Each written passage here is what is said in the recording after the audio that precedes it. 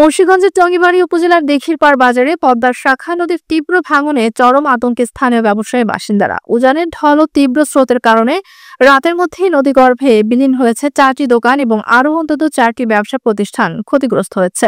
প্রত্যক্ষদর্শীরা জানান, রাত 9টার দিকে পুরনো জিও ব্যাগ সরে যাওয়ার সঙ্গে সঙ্গে ভাঙন শুরু হয়।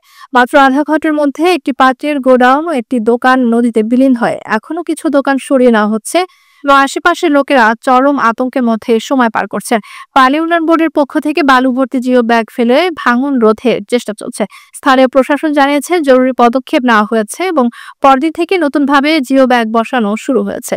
আমার পাশের গ্রাম পাঁচগাঁও গ্রাম থেকে আমরা ভিডিওতে লাইভে ফেসবুকে অনেকটা আমি দেখছি যে ভাঙনটা আসলে আগে মুরব্বীদের কাছে শুনতাম পদ্মার কেমন ভাঙন, এখন নিজের চোখে এসে দেখলাম। 4 দিন যাবৎ নদীর উৎপাত বাড়ছে, বরাবরে বুঝতে পারা যায় না। সবসময় তো নদী আর ভাঙে না, হঠাৎ করেই একদিন 2টা দোকান নদীতে নিয়ে গেল, পুরা কোনো দোকান উঠা কাজেই লাগান যায় না, উঠানো যায় নাই। তারপরে আরেকটার অর্ধেক লেগে গেছে। এরপরে এই যে একে একে 4টা ভাঙ হইলো, এই সাইডে ভাঙ হইলো 4টা। এখন এই যে আশঙ্কাজনক আছে। আমাদের বাজারের মনে করেন 8টা দোকানের মতন একটা নদী বিলীন হয়ে গেছে, আর তাছাড়া আরো 10-15টা দোকান মালিকরা ভেঙে নিয়ে গেছে। আর পুরো বাজারে এখনো নদীর আতঙ্কে আছে। উপজেলা নির্বাহী কর্মকর্তা মুস্তাফিজুর রহমান বলেন, হঠাৎ পানি বাড়ায় ভাঙন দেখা দিয়েছে, আমরা দ্রুত ব্যবস্থা নিয়েছি। পানি উন্নয়ন বোর্ডের উপপ্রকৌশলী শেখ এনামুল হক জানান, টঙ্গীবাড়ি লৌহজং এলাকায় 17 কিলোমিটার দীর্ঘস্থায়ী বাঁধ নির্মাণের কাজ চলছে, যার 60% সম্পন্ন হয়েছে।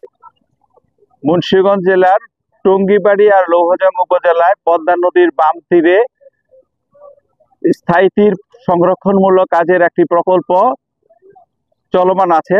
যে প্রকল্পের বর্তমান অগ্রগতি 60% উপরে, বহুত অগ্রগতি। এখানে এর অধীনে মোট 26টি প্যাকেজের কাজ চলমান ছিল, তার মধ্যে 6টি প্যাকেজের কাজ ইতিমধ্যেই শেষ হয়ে গেছে।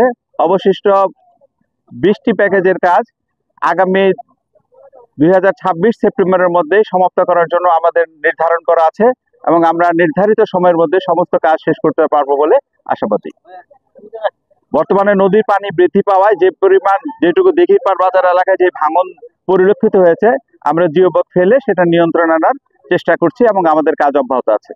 তবে স্থানীয়রা অভিযোগ করেছেন, দীর্ঘদিন ধরে প্রতিশ্রুতি থাকলেও স্থায়ী বাঁধ এখনো পুরোপুরি বাস্তবায়ন হয়নি। প্রায় 200 বছরের পুরনো ঐতিহ্যবাহী দিঘিরপাড় বাজারে 1000-এর বেশি ব্যবসা প্রতিষ্ঠান এখন চরম ঝুঁকিতে, যা এলাকার অর্থনীতিকেও প্রভাবিত করতে পারে।